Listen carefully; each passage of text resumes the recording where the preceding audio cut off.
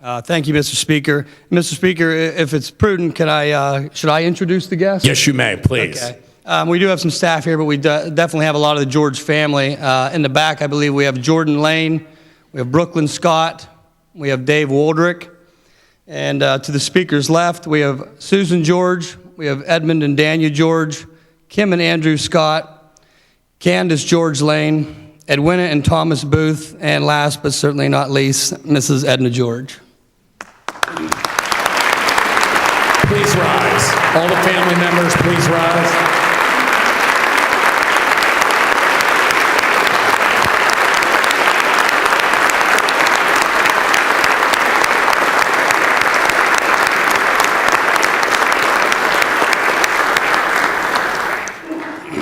Representative Sankey, you may continue. Thank you, Mr. Speaker. Mr. Speaker, growing up in Clearfield County, the name Bud George was synonymous with everything in politics. It was a household name. You couldn't not know it. Representative George served this body longer than I've been alive. And when I was first elected, I didn't tell people I was necessarily from Clearfield County or at the time the 74th District. I just said two words, Bud George. And everybody knew what that meant, and 9 out of 10 people usually said that they had a great story to go along with that.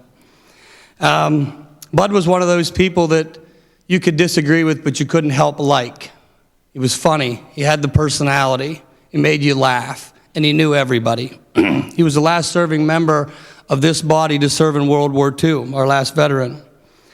And I can honestly say that he's somebody who fought for his constituents. You were allowed to disagree with him, but he's somebody who genuinely cared about the people he represented, living in a small town in Houtzdale, Pennsylvania, but he had a big voice and a big heart, always making you laugh.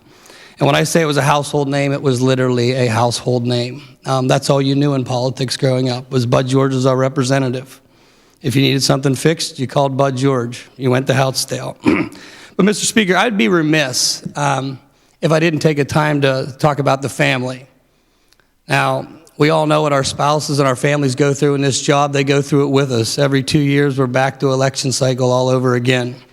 And yet, Mrs. George, for nearly 4 decades, is the glue that held it all together for that family. She was a grandmother to people who didn't have one. She was the one who remembered everybody's name if Bud forgot. She was the one who remembered everyone's birthday, and she kept it all going. That entire family knows what it's like for an election cycle. I think everybody there has worked the poll or had to be involved some way, somehow, and there's many more that have helped out.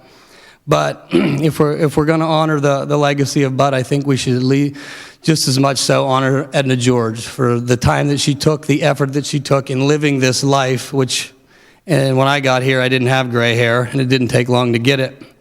But she kept it together, and she did that for year after year, and I think it's a testament to holding together a good marriage, raising your kids, and doing everything right, that it is extremely difficult to do that. And she serviced our district as he did. And I just want to say thank you for the service. Thank you for coming here, and for the entire family, and it's an honor to have you in this building. Thank you.